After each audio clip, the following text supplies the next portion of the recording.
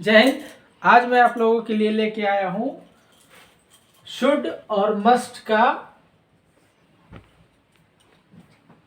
Combine वाक्य। इसमें क्या है, दोनों केस में आपको मिलेगा चाहिए ही। दोनों केस में वाक्य के अंत में क्या मिलेगा, चाहिए ही।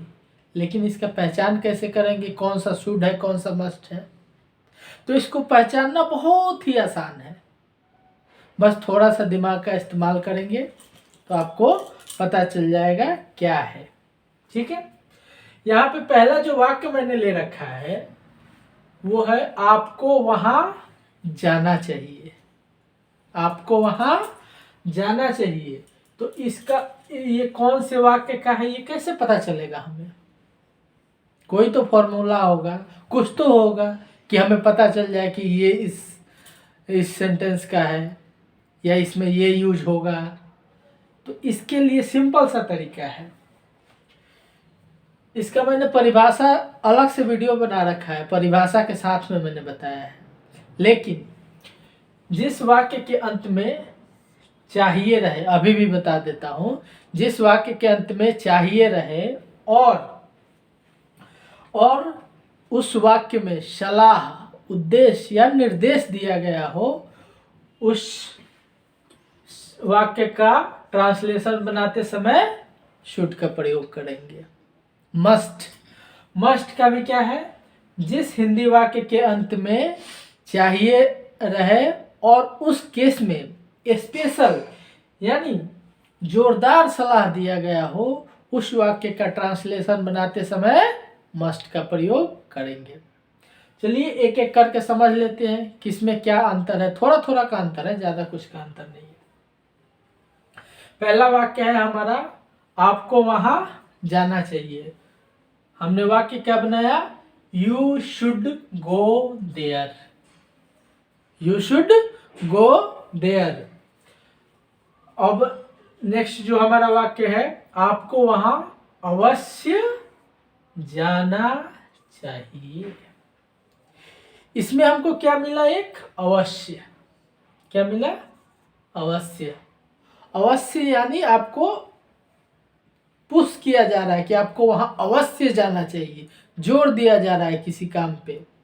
तो इसमें क्या करेंगे, परिभाषा में बताया था मैं आपको कि जिस हिंदी वाक्य के अंत में चाहिए रहे और अलग से जोर दिया गया हो या स्पेशल जोर दिया गया हो, उस हिंदी वाक्य को ट्रांसलेशन बनाते समय मस्ट का प्रयोग करेंगे। तो क्या है, यहाँ आएगा यू मस्ट गो देयर।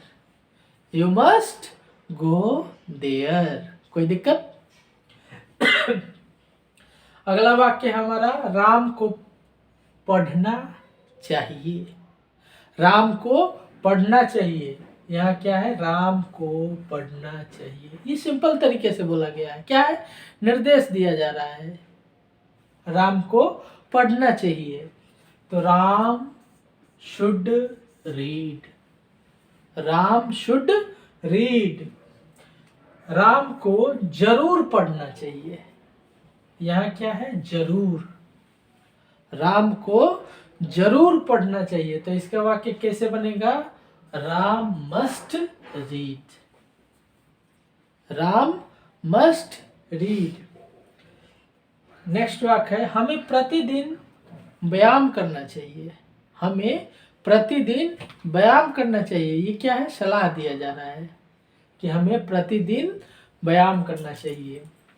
तो वाक्य क्या होगा, we should exercise every day. We should exercise every day. We should exercise every day. अगला जो मस्ट का वाक्य है, सेम इसी तरह, हमें प्रतिदिन व्यायाम अवश्य करना चाहिए। हमें छोड़ना नहीं चाहिए किसी दिन, हमें प्रतिदिन व्यायाम अवश्य करना चाहिए।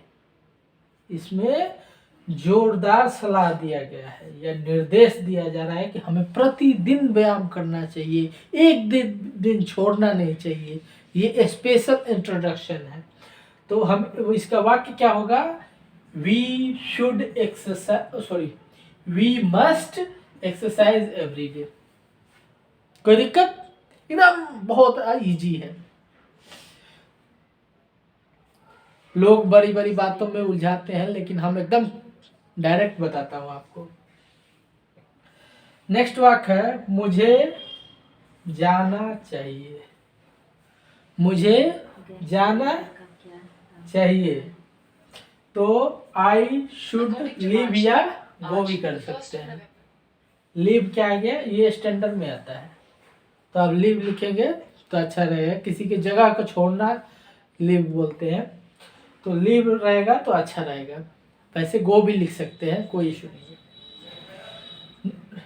नेक्स्ट वाक्य है मुझे अब जाना चाहिए।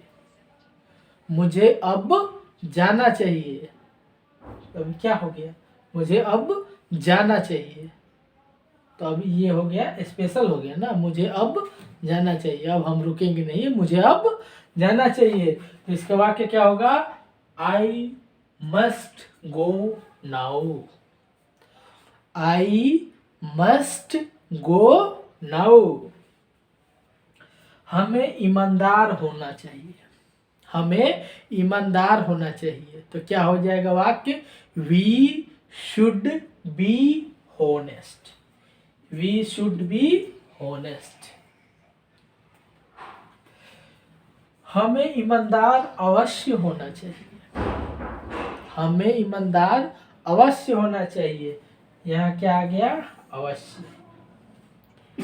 इसका वाक्य किससे बनेगा? Must say. तो हमें क्या हो गया?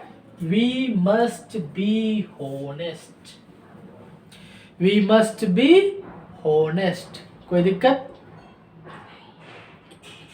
तो ये छोटी छोटी बातें हमें उलझा देती है, इसीलिए मैं दोनों को एक साथ लेके आया कि किस वाक्य में शुड लगेगा, किस वाक्य में मस्ट लगेगा, ये दोनों आपका क्लियर हो जाए। क्लियर हो गया? कोई दिक्कत है? अभी इसके ऊपर शुड और मस्ट के ऊपर और सारे बहुत सारे अभी लेके आऊँगा सेंटेंस, तो आपको और डाउट क्लियर हो जाएगा। उसके बाद मैं आप लोगों को प्रैक्टिस वाक्य दूंगा, तब आप इसको सॉल्व करेंगे। चलिए वीडियो को यहीं विराम देते हैं। जय हिंद।